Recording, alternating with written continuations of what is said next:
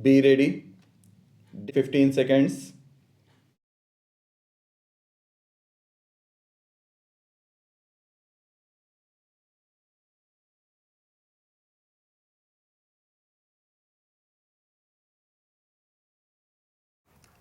Mr. Chairman, the discussion on the resolution put forward by Mr. Sinha and the substitute motion put forward by Mr. Das has turned out to be a discussion in the nature of a general discussion of the budget of the All India Radio.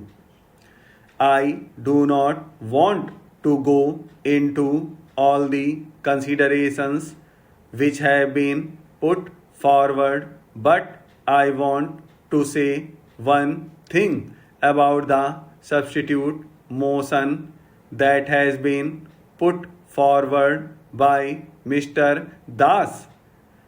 I think in India we are developing a passion for having committees and commissions.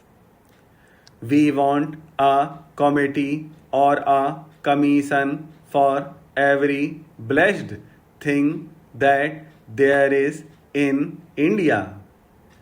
I think there are millions and millions of things in India.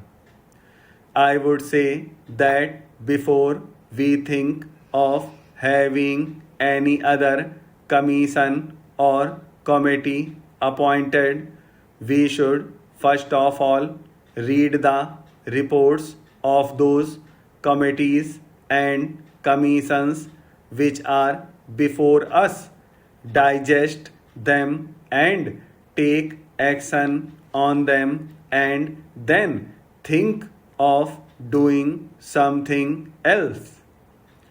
For instance, what is the record of the Ministry of Broadcasting in the matter of the Film Enquiry Committee report? They have now the Press Commission's report.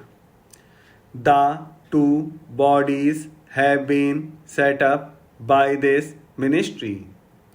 What action has been taken on the report of the Film Enquiry Committee, and what action is going to be taken on the report of the Press Commission?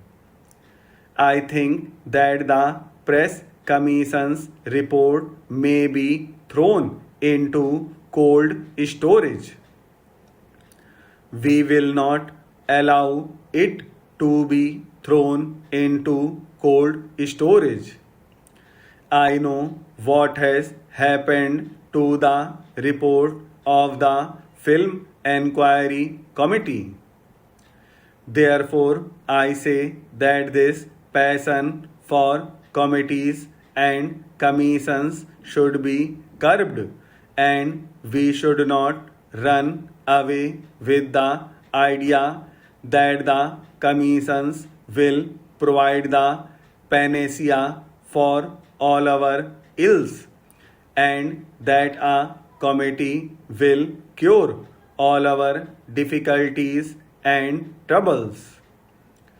Therefore, I think it is no use appointing a commission at this stage to go into the question of broadcasting. There is another thing. My friend has been asking for the appointment of a corporation. I am a member of the Lok Sabha, and if you ask me to be a party to the appointment of a corporation, it would be tantamount to this that I abrogate almost all my responsibilities and privileges as a member of the Lok Sabha.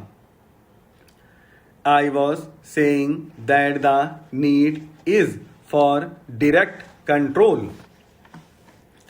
The control should not be slackened for a minute.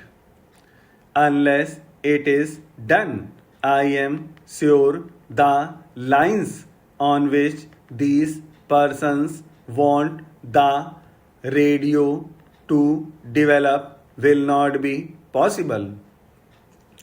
Why I say that there should be perpetual vigilance on the part of Parliament is for this reason. If there is corporation, my honorable friend, the Minister of Information and Broadcasting will be the most happy person. He will have all the privileges which he is having now, and he will not have the necessity of coming before us to give answers to our questions and to submit to us reports. He will have all the privileges and very little responsibility for that. I say that the control which the Parliament exercises over the All India Radio at the time of the budget is sufficient to make these people wake up. It is sufficient to make these people active who are slack. It is sufficient for those people who practice nepotism to be fair. And if there is a corporation, the whole thing will go away and we shall not have any control over the All India Radio. Now we have control over appointments through the Public Service Commission, and if we have a corporation, I do not think you will have that control. We have control over the All India Radio on account of the Public Accounts Committee and the Estimates Committee. My friends have said that the Estimates Committee has suggested 92 improvements to be made in the All India Radio. I think that shows how effectively and how comprehensively the work has been done.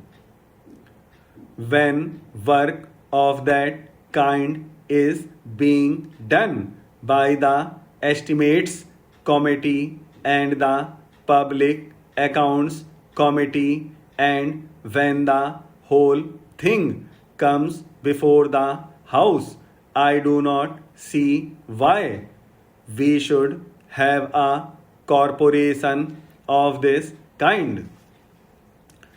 We in India in this transitional era are suffering from self-contradictory impulses.